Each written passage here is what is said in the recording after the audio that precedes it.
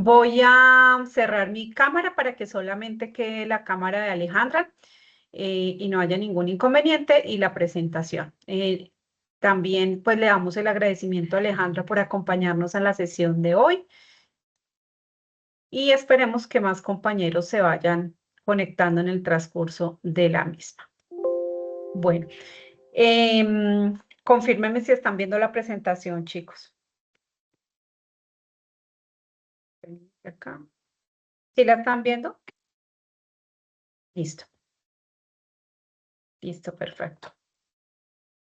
Bueno, entonces hoy nos encontramos para adelantar nuestra última sesión de la competencia de derechos fundamentales, hoy 28 de julio, siendo las 7:06, iniciamos con nuestra competencia de derechos fundamentales en el trabajo, recordando que hace parte de las competencias transversales que ustedes vienen adelantando en su proceso formativo. Nos encontramos hoy con el tecnólogo en análisis y desarrollo de software con las fichas 311-8309, 313-85-68 en nuestra fase de ejecución. Como siempre, nuestro acostumbrado orden del encuentro, nuestro saludo a los aprendices que pues ya lo hicimos. Vamos a mirar cuáles son las actividades y los resultados de aprendizaje que esperamos abordar con esta última sesión de la competencia. Hablaremos un poquito de la temática que vamos a tocar y vamos a tener nuestra aclaración de cómo se entrega la evidencia, de qué consiste, cuándo hay que hacer la entrega, cómo la vamos a conformar. Y al final, nuestro espacio para dudas e inquietudes que pueden hacerlo activando sus micrófonos o a través del chat. Bueno, entonces, haciendo un recorderis nuevamente que lo hicimos en nuestra sesión pasada, esta competencia inició el año pasado con la primera evidencia. Quiero hoy felicitarlos a todos los aprendices que ya muy juiciosamente, que se encuentran activos en el proceso de formación, han entregado la evidencia, la primera evidencia de derechos fundamentales. Ya todos están al día. En este momento todavía estamos en espera de la segunda evidencia, que fue el resultado de la sesión que tuvimos la segunda semana de julio, que era el informe sobre ciudadanía laboral, derechos individuales y colectivos, porque veníamos ya a reconocer que el trabajo es muy importante y después ya pasamos y nos adentramos un poquito sobre cuáles son esos derechos que a nivel individual y colectivo nos cobijan, teniendo en cuenta el marco legal que nos cobija a nosotros con nuestra constitución política y pues las entidades internacionales que son pues quienes ejercen también y vigilan y supervisan la aplicación de los derechos fundamentales en el trabajo. Hoy en nuestra última sesión vamos a abordar ya otro tema y es muy importante porque, bueno, ya sabemos, reconocimos el trabajo, sabemos que hay unos derechos, pero ¿qué pasa cuando hay una vulneración? ¿Qué pasa cuando hay una vulneración o una amenaza frente al cumplimiento de esos derechos del trabajo? ¿A quién podemos recurrir? ¿Qué debemos hacer? ¿Qué mecanismos podemos utilizar? ¿Sí? Recordemos que yo hacía este énfasis y es que independientemente del rol que ustedes vayan a desempeñar, sea como emprendedores o como empleados, ¿cierto? En el sector público, privado, es importante conocer también esos mecanismos de defensa que existen frente a la vulneración, no solamente de los derechos del trabajo, sino cualquier derecho fundamental que enmarca nuestra constitución política. Entonces, en esta sesión, pues vamos a mirar nuevamente estos dos resultados de aprendizaje, que es el reconocer el trabajo y participar con acciones solidarias, teniendo en cuenta el ejercicio de los derechos humanos. Con esta última evidencia daríamos ya por visto los 4 resultados de aprendizaje que nos eh, traza la competencia. Entonces, ya con esta última evidencia que ustedes van a entregar, ya tendrían la aprobación total de la competencia. La temática, vamos a mirar qué es esa violación de los derechos del trabajo y cuáles son los mecanismos. Dentro de ellos están la acción de tutela y el derecho de petición, que ya los vamos a mirar más adelante. Muy bien, chicos. Entonces, hablábamos y con todo lo que nosotros pudimos observar en la temática de la sesión pasada, donde veíamos que el derecho al trabajo es algo que se ha venido trabajando, no es algo, no es un derecho que se haya ganado fácilmente, sino que ha sido respuesta pues de muchos procesos de diálogo social, de manifestaciones, de organizaciones sindicales también y líderes que han venido trabajando todo este tema de la vulneración de los derechos y que se han hecho un gran trabajo y un avance importante. Nos falta todavía bastante, pero creo que ya reconocer el trabajo como un derecho fundamental que tiene a la mano unos derechos que también son importantes para garantizar la dignidad de las relaciones del trabajo, de el cumplimiento de esas condiciones idóneas que debe tener todo trabajador es una gran conquista, como lo dice acá el párrafo. Es una gran conquista porque pues lo que se pretende es que las personas puedan tener una vida digna, ¿cierto? A través de un trabajo decente y esas condiciones que están envueltas en el mercado laboral, pues la idea es que permitan llegar a ello. Entonces yo quería hacerles una pregunta de lo que hemos visto. ¿Ustedes cuál creen que puede ser una violación a los derechos del trabajo? ¿Qué se imaginan? ¿Qué puede ser o qué han vivido también desde su experiencia una posible vulneración a los derechos del trabajo? Si quieren, activan sus micrófonos o me lo escriben en el chat.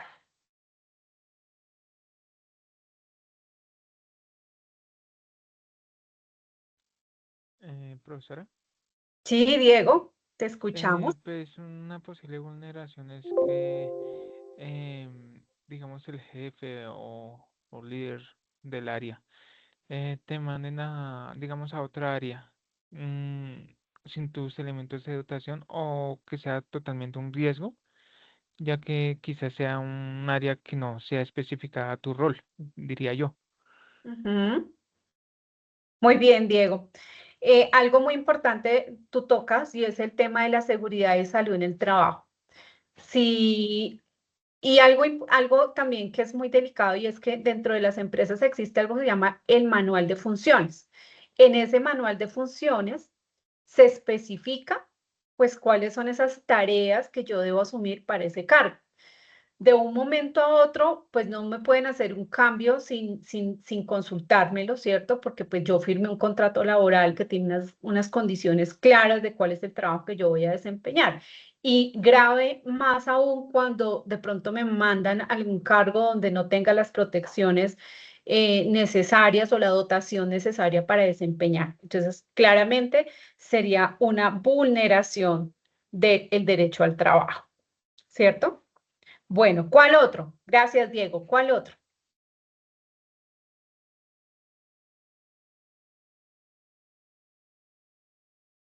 A ver, escuchemos por acá a José Manuel. ¿Qué nos dices tú?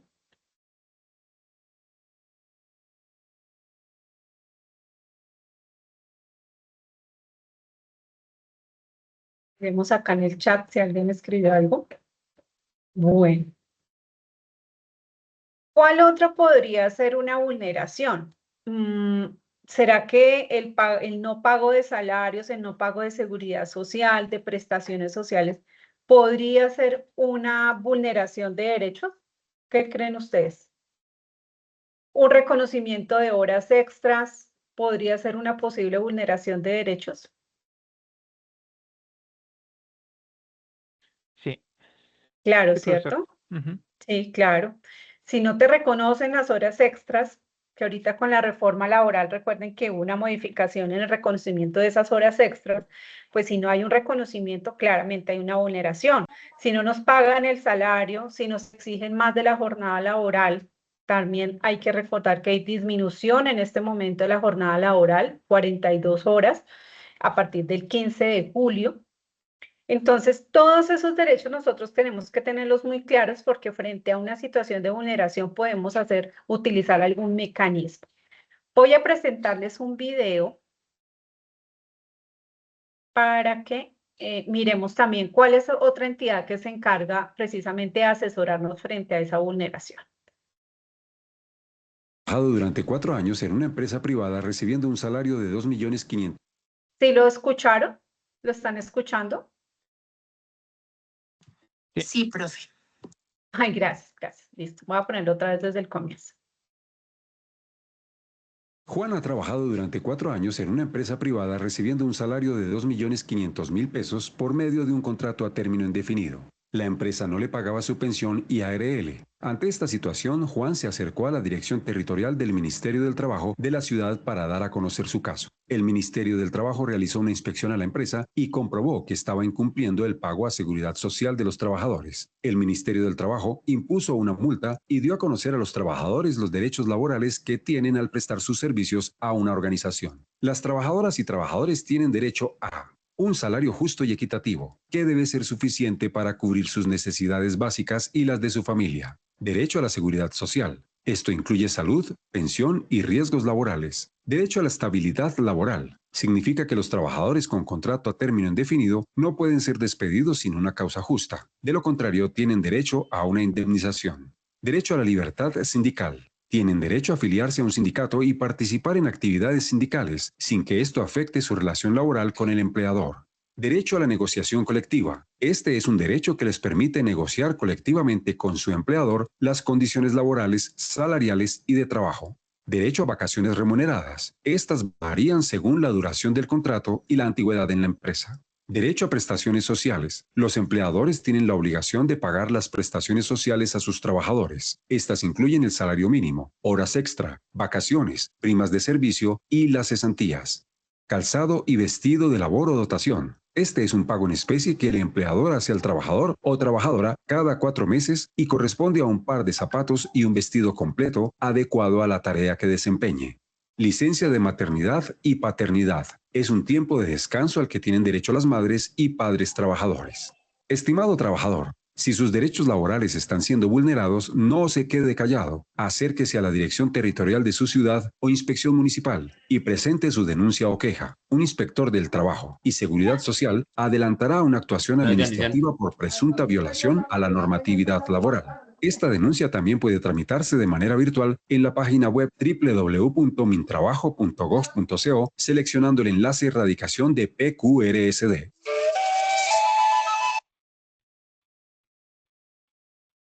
¿Alguien me decía algo?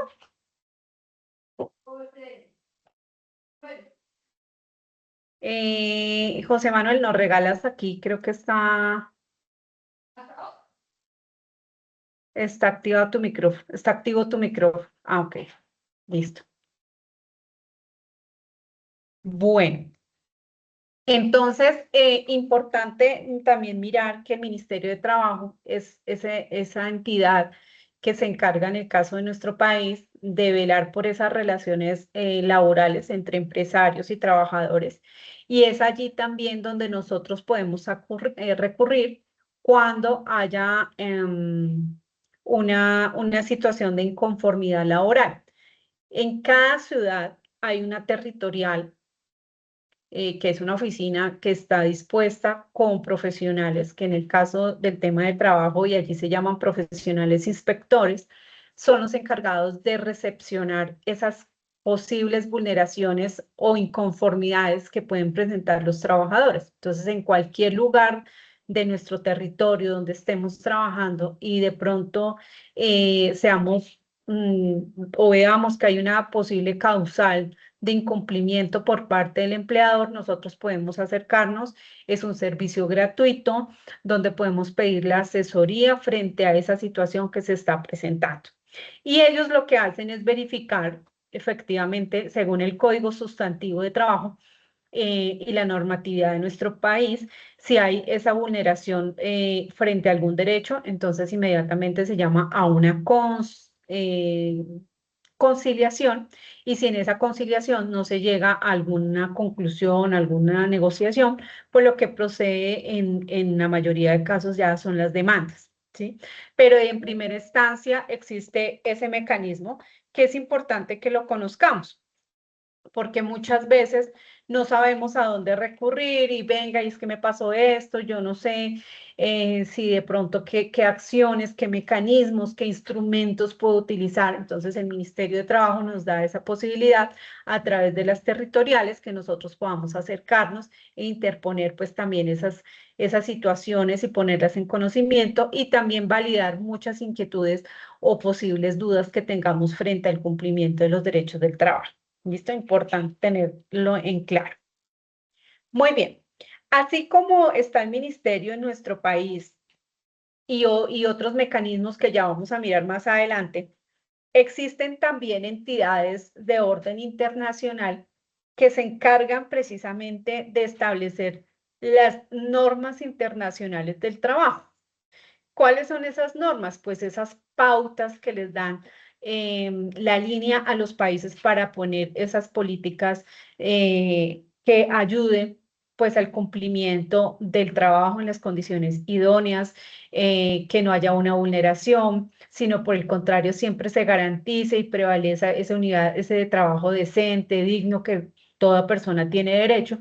Entonces, esas normas internacionales son como esa carta de navegación que tienen los países y estas son diseñadas por la Organización Internacional del Trabajo, por la OIT, que lo habíamos hablado también en la sesión pasada, ya lo habíamos tocado, que la Organización Internacional es esa agencia que tiene el papel pues de velar por que se dé el cumplimiento de esos derechos del trabajo, que es una entidad tripartita, ¿cierto?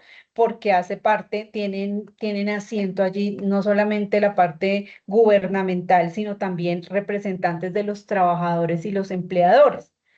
Entonces aquí eso nos da la posibilidad de que todos tengan voz y voto frente a las situaciones que tengan que ver con el trabajo. Entonces, esta Organizacional Internacional del Trabajo, que establece pues todas las normas, las políticas, los programas que se deben promover en el marco de trabajo decente, diseña cada una de esas normas internacionales a través de convenios y recomendaciones que les da a los países que hacen parte de esta agencia. En el caso de nosotros, recordemos que hacemos parte de la OIT del área andina, de países andinos, que está conformada pues por Colombia, Bolivia, Ecuador, Perú y Venezuela. Somos los países que hacemos parte de la OIT de países andinos y que por ende, por hacer parte de esta organización, pues debemos dar especial cumplimiento a cada una de esas normas a través de los convenios. Por ejemplo, existe el convenio 9887 y ese de qué se trata, para qué sirve. Pues este habla de que todo trabajador debe tener la posibilidad o la opción de tener la libertad sindical y la negociación colectiva, que pueden agruparse y que haya una lucha buscando prevalecer si en el bien común, las mejores condiciones de trabajo y que se puede hacer. Y en nuestro país aplica, claro que aplica según el Código Sustantivo de Trabajo, en cada organización se pueden reunir más de 25 empleados, trabajadores y estructurar, organizar una organización sindical, ¿sí? Está también el convenio 100, que habla, por aquí a lo que hablaba nuestro compañero ahorita de las condiciones de seguridad y salud en el trabajo. Entonces, el convenio 100 habla de que todas las empresas deben establecer condiciones laborales seguras. Por eso hoy en día vemos que muchas empresas tienen estos programas o que deben tener estos programas para garantizar el bienestar tanto físico, emocional, de trabajo, ¿cierto? De desarrollo de sus empleados. Entonces, por eso se habla de que hay unos programas de seguridad y salud del trabajo, por eso deben haber unas jornadas laborales establecidas, unos salarios que también correspondan al nivel de formación, experiencia, a nivel de cualificación que tenga cada empleado, y eso está establecido en este convenio. Existe también el convenio 111, y ese de qué habla? Habla de la no discriminación. ¿Y cuál es la no discriminación? Entonces recordemos que la no discriminación habla de que absolutamente todas las personas debemos tener la posibilidad de acceder a un empleo, a un trabajo, que debemos cumplir con el requisito que tiene la vacante o el cargo, sí, claro, absolutamente todos, pero debe ser una oportunidad de inmersión al mercado laboral para absolutamente todos, ¿cierto? Sin importar la condición, la raza, el género, si tengo discapacidad, deben haber oportunidades absolutamente para todos. ¿Y cómo aplica eso en nuestro país? Pues en nuestro país hay una política que incentiva a los empresarios a la contratación de personas en condición de discapacidad. Y eso los incentiva a través de unos beneficios tributarios, ¿sí? Les deducen de la declaración de renta de esa empresa. Hay unos beneficios organizacionales, hay unos beneficios administrativos, todo buscando a que haya más equidad y que absolutamente todas las personas puedan acceder a un trabajo cuando pues cumplan con esas competencias, tanto técnicas o como blandas, que se requieren para el cargo. Nos falta todavía en nuestro país muchísimo. Todavía creo que se han hecho unos avances importantes. El Ministerio del Trabajo, a través de esta política de incentivos, pues ha logrado que más personas, más entidades, y yo siempre he dicho que las que deben dar ejemplo, pues son las entidades de carácter público en permitir estos procesos que sean equitativos y que hayan esos ajustes razonables para que todas las personas puedan acceder a un trabajo y puedan desempeñar de la mejor manera esa función o ese cargo. Entonces, en nuestro país se trabaja, nos falta todavía avanzar, pero digamos que ya se ha venido haciendo un reconocimiento importante y un avance importante en esta materia. El convenio 182 también de las normas internacionales habla de las peores formas de trabajo infantil. Hablamos de la erradicación en nuestro país. Existe también una política que está articulada con el ICBF, con la Policía de Infancia y Adolescencia, con el Ministerio de Trabajo, con las entidades académicas, las universidades, el SENA, los colegios, para que se creen estas políticas de erradicación de trabajo infantil, teniendo en cuenta que los niños, niñas y adolescentes son sujetos de protección especial del Estado y que por ende todos debemos ser garantes de que ellos puedan tener la posibilidad de tener un desarrollo pleno y que deben estar estudiando, desarrollando cada etapa de su vida sin que eso implique que ellos tengan que estar trabajando, ¿cierto? Por eso también en Colombia existe la política de erradicación de trabajo infantil, ¿sí? Entonces, ¿esto para qué? Para que nos demos cuenta que esto no es algo que por allá pasa en otro país solamente, que en otro continente, que a nosotros no nos llega, sí nos llega. Todos estos convenios y normas que crea la OIT tienen su repercusión en cada uno de los países de los cuales hacemos nosotros parte, como es la OIT. No sé si ustedes también escucharon hace poco, creo que la semana pasada, que Estados Unidos estaba haciendo imposición de aranceles del 12.5% a algunos productos que llegaban a este país, porque en un estudio que hicieron muy minucioso se dieron cuenta que algunos países no estaban implementando políticas suficientes y robustas frente a la erradicación de trabajo forzoso, y que muchos de esos productos o servicios que llegan a Estados Unidos son diseñados, son fabricados a través de esta modalidad de trabajo forzoso, con explotación, con sometimiento. Y en ese caso, digamos, como que fueron muy radicales y dijeron, bueno, si no en este país no está implementando políticas, no está haciendo algo, no está haciendo la tarea, no está haciendo estrategias, pues decidieron subir ese nivel arancelario, ¿sí? Como una medida de alerta y de prevención frente a esta situación que también lo habla la OIT, ¿cierto? Y Naciones Unidas y la Unión Europea, bueno, todos hablan del tema de erradicación. Entonces, este es otro mecanismo que también nosotros o los trabajadores tenemos para esa posible vulneración, tener ese argumento jurídico y legal que vemos que no nace solamente en nuestro país, sino que una entidad ya de orden internacional establece cuáles son esas normas que deben establecer cuando hablamos de trabajo. valga la redundancia. Entonces, esta OIT crea esos convenios a través de un paso a paso, porque también es importante, bueno, y la Organización Internacional, ¿de dónde saca que debe ser esa norma? Bueno, ellos tienen un paso a paso muy definido, donde el primer paso es identificar ese problema a nivel laboral. Entonces, si efectivamente hay un problema, ellos lo que hacen es revisar. Recordemos que la OIT tiene participación tripartita, entonces dentro de gobierno, empleadores, trabajadores, definen si efectivamente es una problemática a nivel global o está focalizada. Porque estas normas que crea la OIT son de repercusión a nivel mundial, ¿sí? No es sectorizada. Entonces, si efectivamente se dan cuenta que sí hay una problemática, por ejemplo, el tema del trabajo forzoso, la discriminación, el acoso laboral, bueno, ejemplos, ellos determinan si efectivamente existe y cuáles son las causas y las consecuencias. Esto lo someten después a una discusión previa con esa consulta tripartita, es decir, con los 3 actores que se mueven en esta organización. Y si efectivamente ya establecen que sí es un problema, pues lo exponen en la Conferencia Internacional del Trabajo que se celebra en Ginebra, Suiza, una vez al año.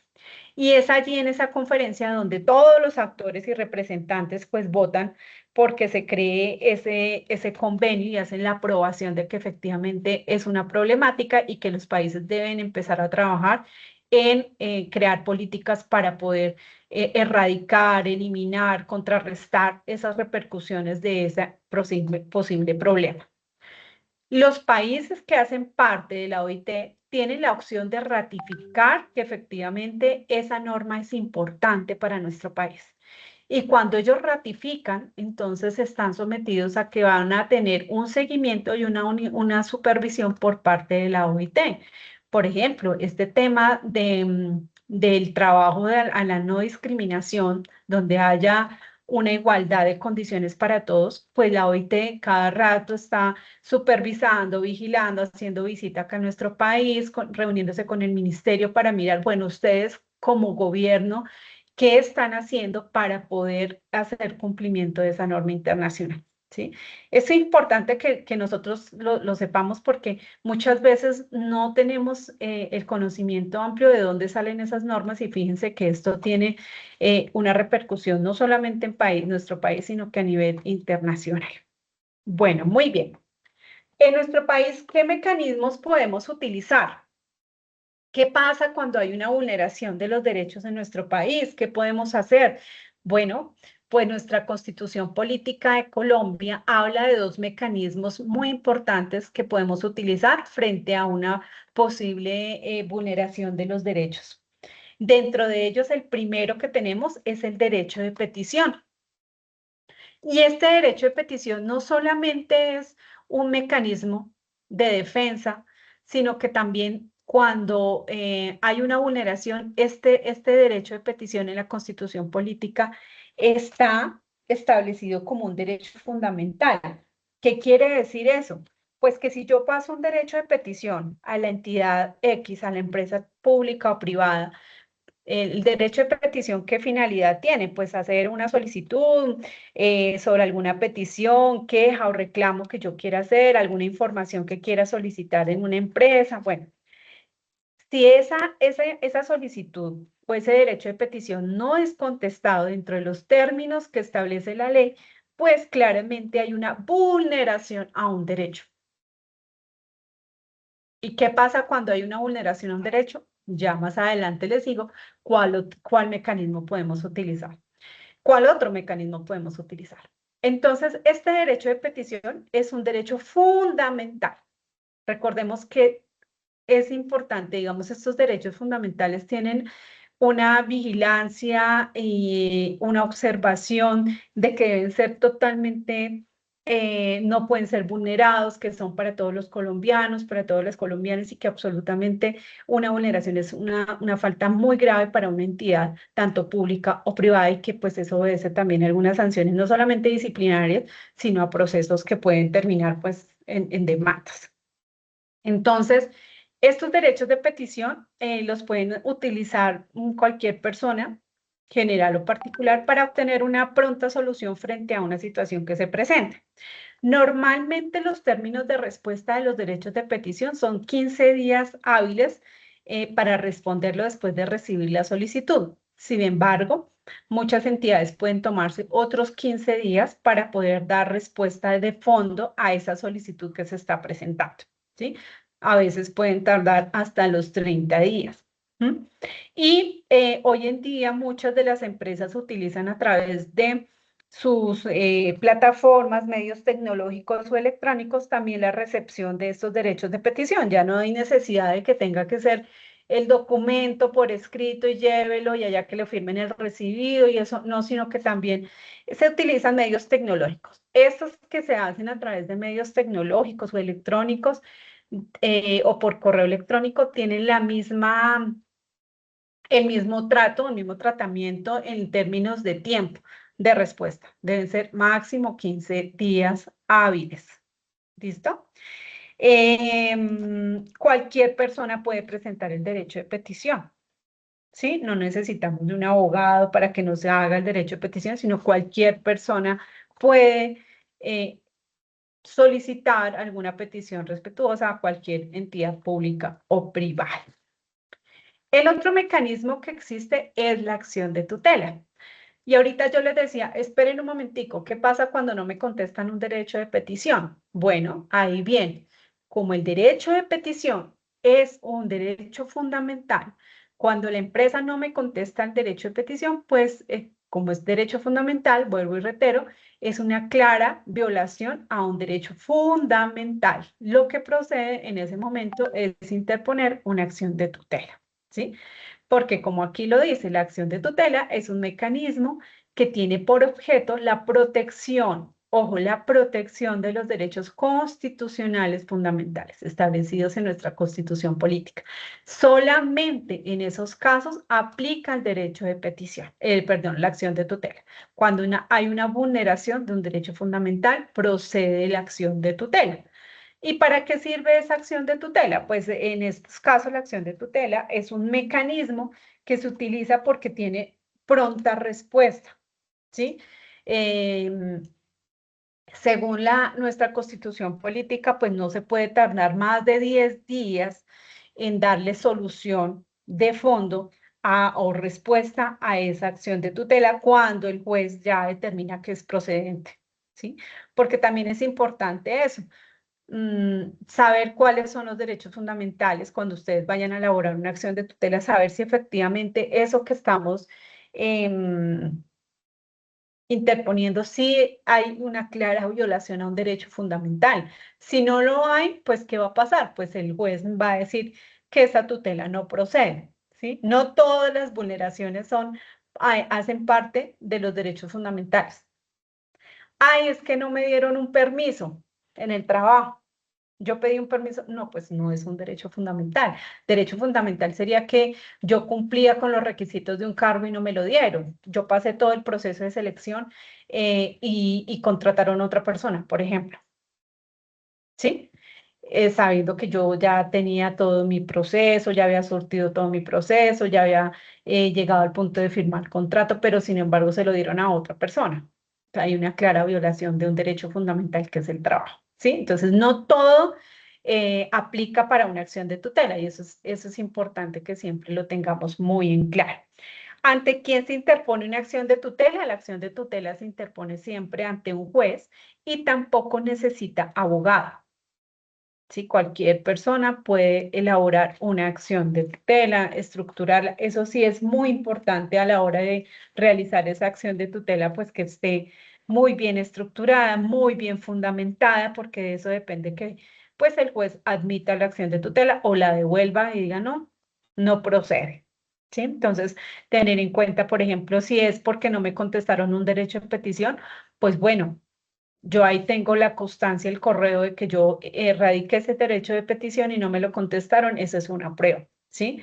Tener esas pruebas, claro, si es un derecho fundamental, contar cada hecho de lo que sucedió, hacer un recuento de qué es lo que está pasando tener claro también los datos de notificación, todas esas cosas que a veces son muy sencillas, pero cuando no están bien estructuradas por cosas muy sencillas, pueden devolvernos una acción de tutela y declararla no procedente.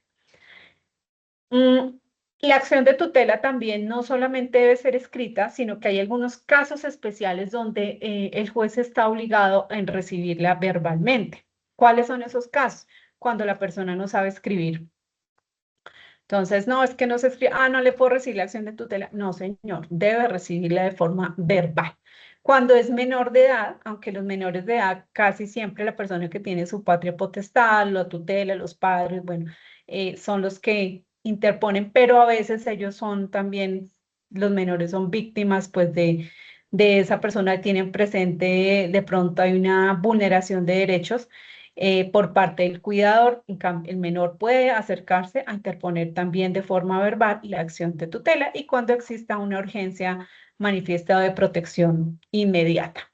Entonces, resumamos rápidamente. Entonces, derecho de petición nos permite interactuar, interponer peticiones, quejas, reclamos frente a cualquier autoridad. Tiene un plazo máximo de 15 días. Se presenta ante cualquier autoridad administrativa, ministerios, entidades públicas o privadas. Acción de tutela, protección de derechos fundamentales ante una situación de amenaza, vulneración y se resuelve en un corto tiempo máximo de 10 días si se presenta ante un juez. Esos son dos mecanismos importantes y tenemos también la acción de cumplimiento. Esta acción de cumplimiento es un instrumento directo y rápido que se puede presentar de una sola persona o también lo pueden hacer las asociaciones de manera grupal. La comunidad también lo puede presentar, no necesariamente debe ser una persona, sino que de forma grupal se puede presentar y tiene efectos cuando hay una vulneración a una ley ya establecida. Por ejemplo, vulneración o vulnerabilidad de datos que nosotros le suministramos a una entidad bancaria y resulta que esa entidad bancaria compartió mi información financiera con otras entidades o bueno, en ese caso nosotros tenemos una ley de protección de datos, entonces si esa entidad está haciendo eso, pues hay una clara vulneración a una ley que ya establecida.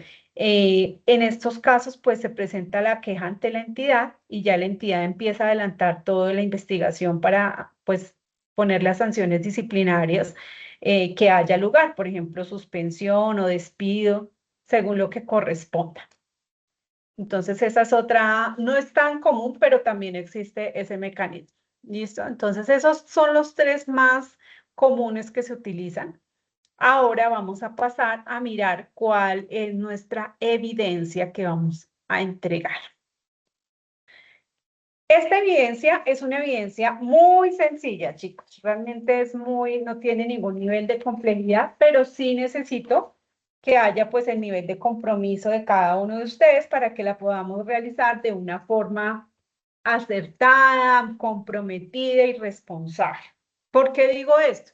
Porque seguramente si ustedes van y buscan en IA o van y buscan en internet, por algún buscador, les va a aparecer fácilmente un cuadro comparativo sobre los mecanismos de protección. Entonces, la idea es que cada uno a conciencia haga el ejercicio, elabore su cuadro comparativo, elija la herramienta digital o pueden hacerlo manual, no hay problema, pero que lo hagamos de forma consciente. Recordemos que nuestro reglamento del aprendiz está el tema del plagio, entonces he encontrado que en muchos grupos a veces pues es fácil tomarlo de internet y ponerlo y subirlo a la plataforma Sayuno y eso nadie se da cuenta y resulta que sí.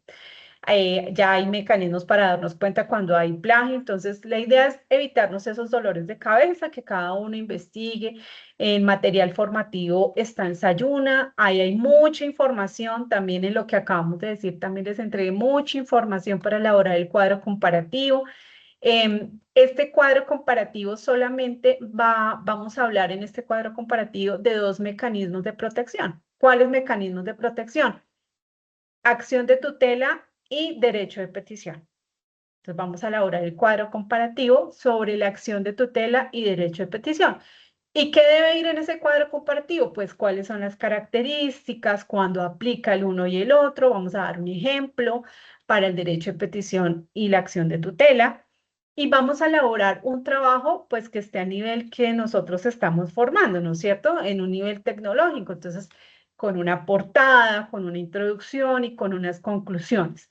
Es importante las conclusiones. ¿Por qué? Porque pues en las conclusiones es donde conocemos el punto crítico, el nivel de atención, el nivel de percepción que ustedes tienen frente a esta temática. ¿Qué les parece? ¿Si sirven estos mecanismos o ahora, hoy en día, podemos decir que no, que en el tema de la salud ponemos tutelas y como que es un saludo a la bandera y no ha pasado nada? O por el contrario, ustedes dicen, sí, son los mecanismos efectivos que sirven. Bueno, cada uno defenderá su posición, pero es importante hacer las conclusiones porque de ahí pues cada uno vamos a poner nuestro punto de vista frente a esta temática. Entonces, elabora un cuadro comparativo. Ese cuadro comparativo pues va a ir en un documento que tenga su introducción, su portada, su cuadro comparativo y sus conclusiones. ¿Listo? Mínimo 1, máximo 2 hojas. Y para hacer el envío, pues nos vamos a remitir a la AP8, Derechos Fundamentales, Violación de Derechos del Trabajo, Derecho de Petición y Acción de Tutela. Está la información en la guía de aprendizaje 10, el código de nuestra competencia 210-201-501, instrumento de evaluación 03. ¿Listo? Esta actividad está abierta desde ayer, 27 a las 00 y va a ir hasta el 31. Digamos que tenemos esta semanita. Entiendo y sé que Sayuna ha estado bastante complicada. Recomendaciones que pueden utilizar ustedes, borrar el historial, entrar como incógnito.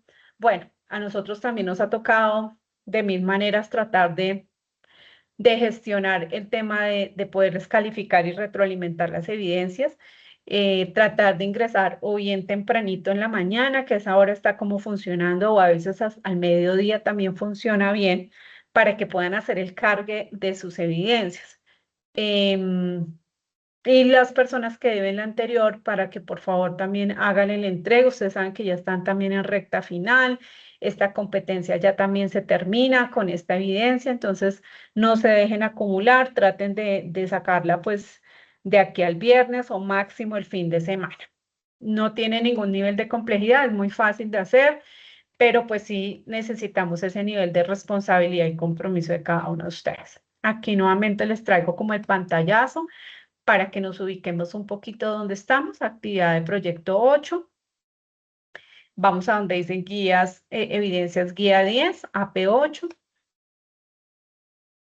Y allá en la parte de abajo, en la última, vamos a encontrar derechos fundamentales, violación de derechos de trabajo y derecho de petición, acción de tutela. Es allí donde vamos a hacer el cargue de nuestra evidencia.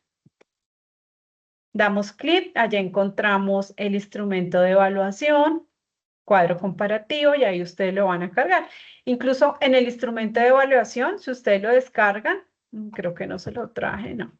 En el instrumento de evaluación ustedes van a encontrar ahí como algunos porcentajes, por ejemplo, dice características, definición, como lo que yo voy a mirar en ese cuadro comparativo, ¿no? Que me digan, pues, cuáles son las características del derecho de petición, la acción de tutela, cuándo procede, cuándo no procede, y colocar un ejemplo de cada uno de ellos. ¿Listo? Entonces, básicamente es eso, chicos. Voy a abrir el espacio para dudas o inquietudes que ustedes puedan tener. Quiero que me confirmen si la evidencia que vamos a desarrollar es clara o hay preguntas, inquietudes. Si es clara, por favor, con su pulgar arriba me confirman si quedó clara la evidencia que deben entregar.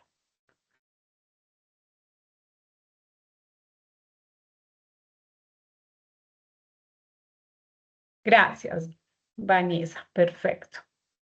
José Manuel, Diego, David, ¿es clara la evidencia para ti? David Rojas, ¿nos escuchas? David,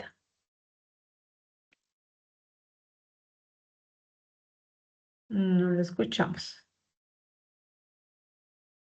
Bueno, chicos, ¿preguntas?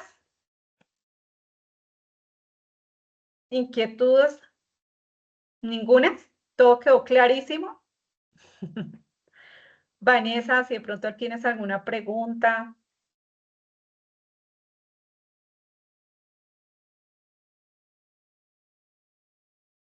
¿No? ¿Ninguna? Listo. Listo, chicos. Entonces, como no hay preguntas, entonces espero muy juiciosos que hagan cumplimiento de su evidencia, la puedan cargar. Cualquier duda que tengan también me pueden escribir a través del chat o en el WhatsApp. Yo estoy muy atenta a resolver sus inquietudes. También si se hablan con sus compañeros o bueno, los que vayan a ver también esta grabación, pues estaré muy atenta a resolver esas preguntas o inquietudes que tengan. Bueno, entonces les deseo una feliz noche. Muchísimas gracias por la atención, por la participación. Muchísimas gracias, Alejandra. Muy valioso tu apoyo, tu acompañamiento. Mil gracias. Que pasen una feliz noche, que descansen. Gracias. A ti, mi profe. Buenas noches. Te voy a escribir desde mi nuevo número de teléfono. Es que tuve un problema con este nuevo que había cambiado. Entonces, para que vuelvas a tener el nuevo, ¿vale? En caso Perfecto. de algo. Vale, profe, mil gracias. Buenas noches Vale, para Alejandra. todos. No, a ti, gracias. Que descansen.